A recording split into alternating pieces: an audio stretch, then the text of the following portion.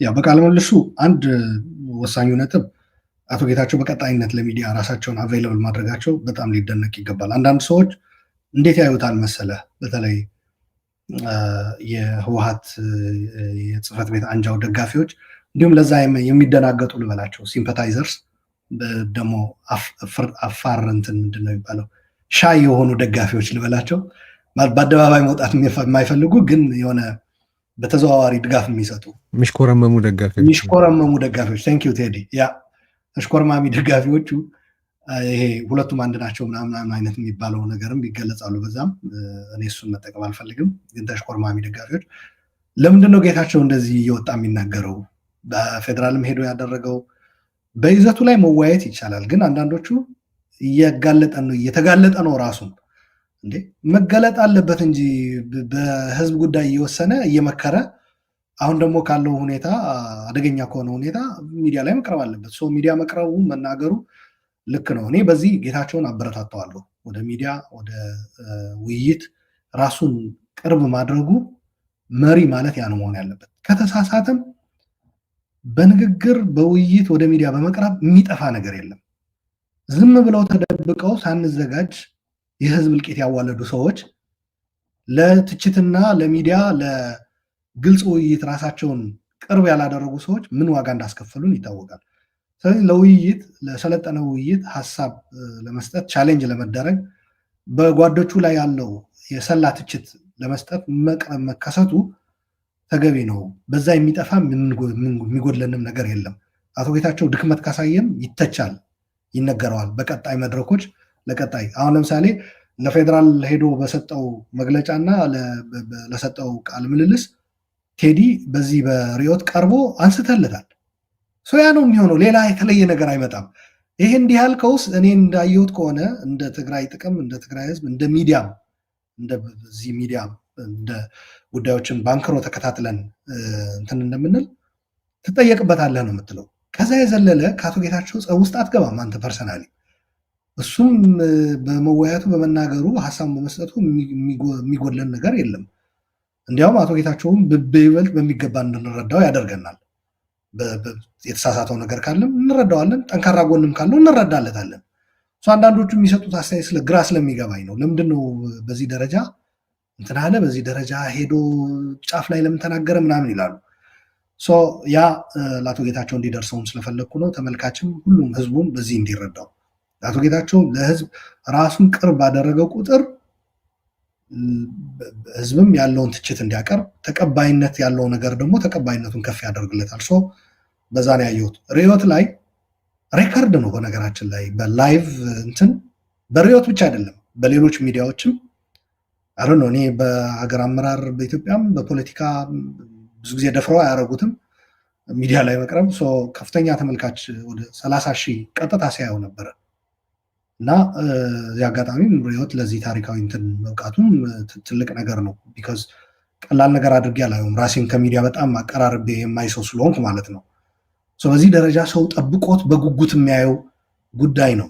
ይሄ ይቅር ነው እያሉ ያሉት ሰዎች አንዳንዶቹ ወደ ሚዲያ ባይቀርቡ እንዲህ ፍርጥርጥ አድርገው ነገሮች ባይናገሩ ሁላ ነገ እኮ አለ ይሉሃል። ለነገ የሚቆይ የሚደበቅ ነገር መኖር አለበት። ነገ ዛሬ ካልተነጋገርክበት ምን እንደሆነ ነገ አታውቀውም። እንዲያውም ልንገርህ ይቆይልኝ ምናምን የሚሉ ሰዎች አሉ። እና ከዚህ አንጻር አቶ ጌታቸውን ማበረታታት ነው ያለብን እና ሪዮት ደግሞ ላደረገው ነገር በዚህ አጋጣሚ አድናቆቴን መግለጽ ፈልጋለሁ። ቴዲን ፐርሰናሊ አንተን ማለት ነው። እና የተጠየቁት ጥያቄዎች በጣም በጣም ወሳኝ ናቸው። ያለምንም ምህረት ነው የተጠየቁት። እሱም የሚያምንበትንና በሱ ፖዚሽን ሆኖ የሚታየውን ነገር ብሏል። ልክ ላይሆን ይችላል። አንተም ያልተስማማህበት ነገሮች አንስተህ ሞግተዋል። አንዱም የጌታቸው ሌገሲ ብለን ልንወስደው የምንችል ይሄ በሀሳብ የማመን የመከራከር ሚዲያዎችን ቅድም ጌታቸውም ሲገልጸው ነበረ። በተለይ በሚዲያ ራስን አክሰስብል ማድረግ በቀላሉ እንዲሁም ትግራይ ለተለያዩ አስተሳሰቦች ክፍት መሆን የሚዲያ እንቅስቃሴዎች በሰፊው ባለፈው ስሰማ ነበረ ወደ 200 የሚጠጉት ዩቱብ ቻነሎች አሁን በትግራይ በውጭም በአገር ውስጥም ይንቀሳቀሳሉ። ጋዜጠኞችም አሉ በዛ የሚሳተፉ። ይሄ በዛ በነበረው 100% የህወሓት አንጃ አስተሳሰብ በፍጹም የማይታሰብ ነው። በእጃቸው ያሉ ሚዲያዎች እንኳ ራሱ እነሱ ለሚፈልጉት ፕሮፓጋንዳ እንጂ ከዛ ውጭ ያለ አስተሳሰብ በፍጹም አይፈቅዱም ነበረ። ከሚዲያ ራሱ ያባረሯቸው ሰዎች ነበሩ፣ እንዳታቀርቧቸው ተብሎ ጋዜጠኞች የተነገራቸው። ከነዚህ ምሳሌ ልጥቀስ ብል በማስረጃም መናገር ስላለብኝ ነፍሳቸውን ይማር መምህር ገብረ ኪዳን ደስታ እንዳይቀርቡ በትግራይ ቴሌቪዥን እና በድምፅ ወያነ የተከለከሉበት ዘመን አስታውሳለሁ። ከጦርነት በፊት መሐሪ ዮሐንስ ባን የተደረገበት ከሁለቱ ቴሌቪዥን ጣቢያዎች አስታውሳለሁ። እንዲያም ሆኖ ሁለቱ ሰዎች በሌሎች ሚዲያዎች እየቀረቡ ሀሳባቸውን ይሰጡ ነበር። ወደዛ ነው መመለስ እየተፈለገ ያለው። ጌታቸው ከራሱም አልፎ ወደ ሚዲያ ቀርብ ማድረጉ የትግራይ የሚዲያ አካባቢውን ክፍት ማድረጉ አይ ቲንክ ትልቁ እንትኑ ይመስለኛል። እና ከዚህ አንጻር ነው ያየሁት። የተነሱት ሀሳቦችም እጅግ ጠቃሚ ነበሩ። በተለይ ከፌደራል መንግስት ጋር ተያይዞ ስላቀረበው ጥሪ የጠየቀው ጥያቄ በጣም ወሳኝ ነበር። ምን ለማለት እንደፈለገ ግልጽ አድርጓል። በስምምነቱ መሰረት ፌዴራል መንግስት በትግራይ ሊኖረው የሚገባ እንትን ከህግ አንጻር ግልጽ አድርጓል። እንዲሁም ዓለም አቀፉ ማህበረሰብ አድሬስ ያደረገበት መንገድ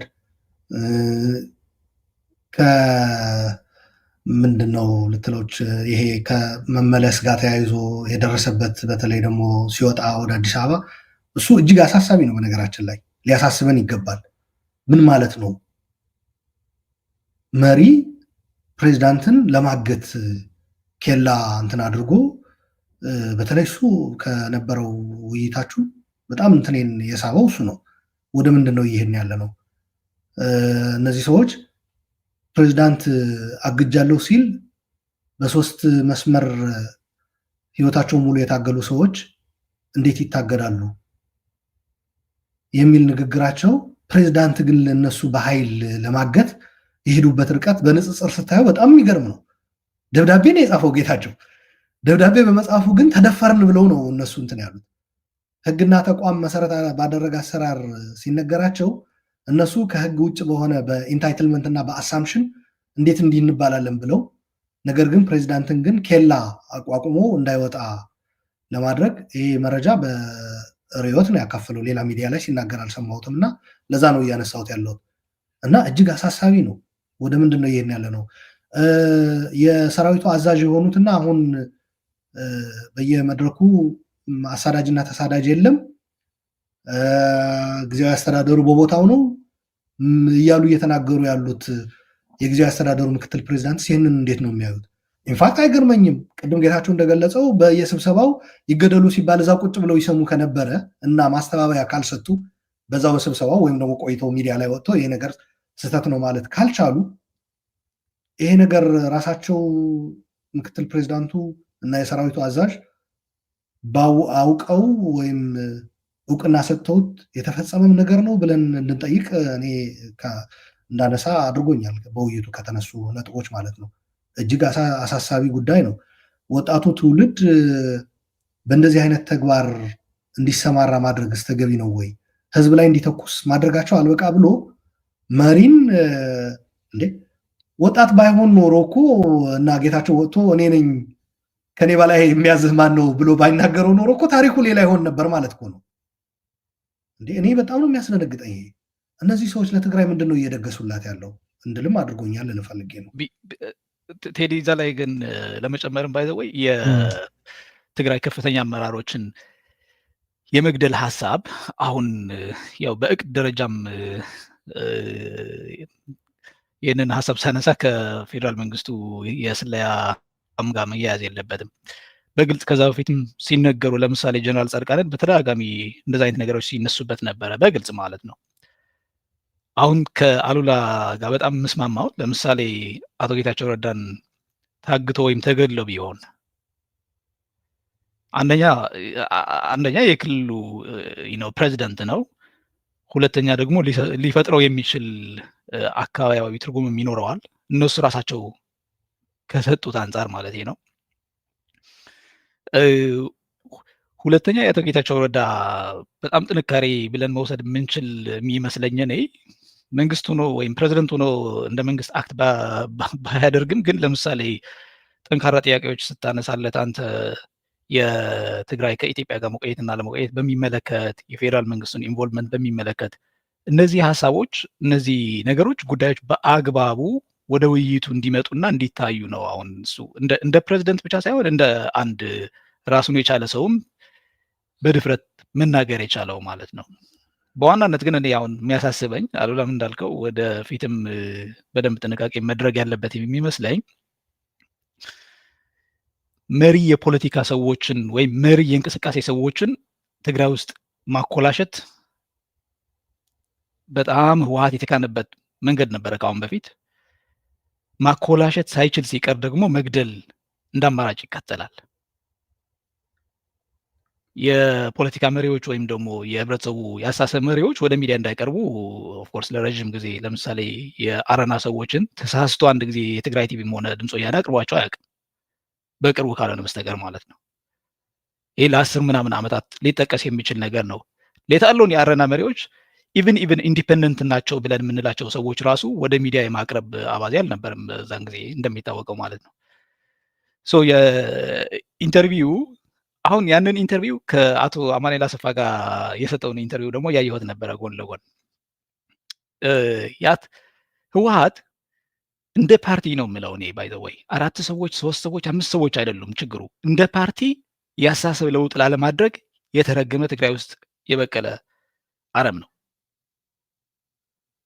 እነዚህ አሁን ወደፊት የመጡ ወጣቶች ትንሽ እሱን ቃል ብናስተካክል ትግራይ ውስጥ የመጡ ነው ለማለት የፈለኩት ምንድነው በአስተሳሰብ ደረጃ ነው ያየሁት ያለሁት። አሁን እነዚህ ወደፊት የመጡ ወጣቶች ጌታቸው ረዳን ሚሚክ ለማድረግ እየተጋ ያለው ዶክተር ፍስሐ ጽዮን የአባቱን ስም ረስቼዋለሁ። የአዲሱ ጀነሬሽን ነው ፍስሐ ተስፋ ጽዮን። ኦኬ እነዚህ አሁን የአዲሱ ጀነሬሽን ሰዎች ናቸው ብለን ፍስሐ ሀብተ ጽዮን ፍስሐ ሀብተ ጽዮን እሺ ፕሬዚደንት ሊሆኑ የነበሩ ስለሆነ በደንብ እናርመው። እሺ አጭር አጠር አድርገህ አጠቃለውና እኔ አሁን አንዳንድ ሀሳቡን ያነሳሁበት በአስተሳሰብ ደረጃ ምን ያክል ያለፈው የህወሓት የከፍተኛ አመራሮቹ የከፍተኛው ትውልድ ወይም የድሮ ትውልድ የሚባለውን እንዴት ኮፒ አድርገው እንደገና ትግራይ ውስጥ ለመዝራት እያሰቡ እንደሆነ ስለሚያሳይ ነው። ለምሳሌ የአማኑኤልን ያነሳሁበት ወይም የፍስሐም ያነሳሁበት የተሻለ ነገር ለማህበረሰቡ ለማቅረብ እኛ ህወሓትን ወክለን ህወሓት እንደ ፓርቲ እናምናለን፣ አስተሳሰባችንም እንደ ፓርቲ ተወደደም ተጠላም ይሄንን ነው፣ በዚህ መልኩ ግን አሻሽለናል ብለው አይናገሩም ወይም አያቀርቡም። ያለውን የነበረውን የህወሓት የድሮ የፓርቲውን አቋሞች ነው በግልጽ ሲያራምዱ የነበረው ወይም ሲያራምዱ የምናያቸው አሁንም ቢሆን ማለት ነው። እሱን ለማለት ስለፈለኩ ነው። እሺ እንግዲህ አሁን ቅድም እሺ በጣም ኢምፖርታንት ነጥብ ያነሳችሁት ምናልባትም ለቀጣዩ ውይይታችን አንድ ኮምፖነንት ሊሆን ይችላል ብዬ የምወስደው ከአቶ ጌታቸው ጋር ያነሳው በተመሳሳይ ለአቶ አማኑኤልም አንስተለት ነበረ እና በጣም ስትራይክ ካረጉኝ ይሄ በሱ ላይ የተቃጣው የማገትና የግድያ ሙከራው እንዳለ ሆኖ ሌላኛው ስትራይክ ያደረገኝ ለሁለቱም ያቀረብክላቸው ጥያቄ ነው። አቶ አማኑኤል የመለሱት መልስ እጅግ የሚገርም ነው። አቶ አማኑኤል ወጣት ናቸው፣ የህግ ምሁር ናቸው። በተሻለ ለትግራይ እንደ ብሔር ለወደፊት የሚወስድ የሚችል ለህዝብ ነው መቅደም ያለበት። ብዙ ጊዜ የተማረ ወጣቱ እኔ የማየው ያ ነው። ብዙ ጊዜ እነዚህ የቆዩት ጀነሬሽን ይዋል ከውድብና ከሚለውና ከራሳቸው ስልጣን በዘለለ ማየት ነገሮችን ማገናዘብ የለም። እንደዛ አይነት ነገር የላቸውም እና እኔ እዛ ላይ ተስፋ ቆርጫለሁ።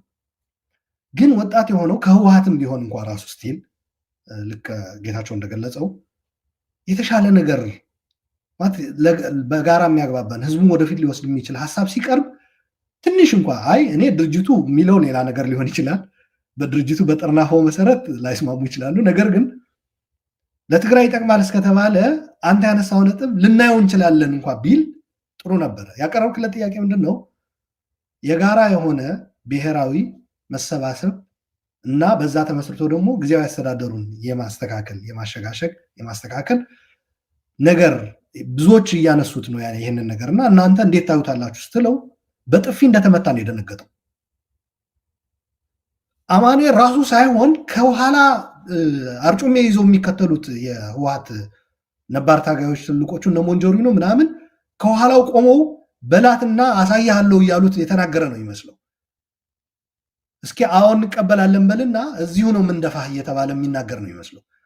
ፊቱ ነው ባንዴ የተቀያየረው። ቪዲዮም ተመለሳችሁ ማየት ትችላላችሁ። እያጋነን እንኳ አይደለም። ምንድነው ያልከው?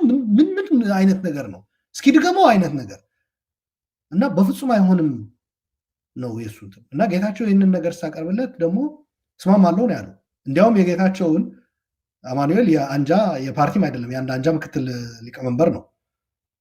ጌታቸው ፕሬዚዳንት ነው የጊዜያዊ አስተዳደሩ መንግስታዊ ኃላፊነት አለው። ያንኑ የሚያሳጣ ቢሆን ጭምር ነው ያልከው። ፕሬዚዳንትነትን ለማጣት ዝግጁ ነው ወይ? በሚካሄደው አሁን እየመጣ ባለው ዲስፐንሴሽን የትግራይን እንደ ህዝብ እንደ ብሔር የማሰባሰብ የጋራ ወደ አንድ አምጥቶ ጊዜያዊ አስተዳደሩን በጋራ ሀሳቦችን አሰባስቦ የሚያስተካክል ነገር ስትለው እስማማለሁ ነው ያለው። ኢንፋክት አንተንም ሪማይንድ አድርጌ ያለው በግል በነበረን ውይይት አቶ ጌታቸው እኮ የጊዜያዊ አስተዳደር የምክር ቤቱ አማካሪ የሚለው ቀርቶ ወደ ጊዜያዊ ምክር ቤት ሲቀየርና ሁሉንም መቆጣጠር እንደሚችል ኢንክሉዲንግ የፕሬዚዳንቱን ስልጣን የመወሰንም ጭምር ሲሰጥ ያኔ እንደተስማማ ነው የወሰድኩት እኔ። ያቺ 3 ቀን ብሎ እንትን ያደረጋት እኛም ሶስታችን ጌታቸው ተማረ ነው ያልነበረው እንጂ ፕሮፌሰር ጌታቸው ቴዲም እኔም ሆነን ስንወያይ 3 ቀን ምንድነው የሚያደርገው? እርምጃ ሊወስድ ነው ምንድነው? ኢቭን አማካሪ ካውንስል የሚለው ራሱ እንኳን ጥሩ አይደለም ብለን ነው የተናገርነው። ወደ የሚፈለገው የብሔራዊ ማሰባሰብ ከፍ የሚያደርግ ውሳኔ ይዞ መምጣት አለበት ነበር ያለው። ያንን አድርጓልና ስልጣኑንም መስዋዕት የሚያደርግ ውሳኔ ነው የወሰነው ያኔ እና ስታነሳለትም ያንኑ ነው ተመልሶ ያረጋገጠልና ይሄ ነገር ነው እኔ መውጫ ለትግራይ የሚሆነው እንደ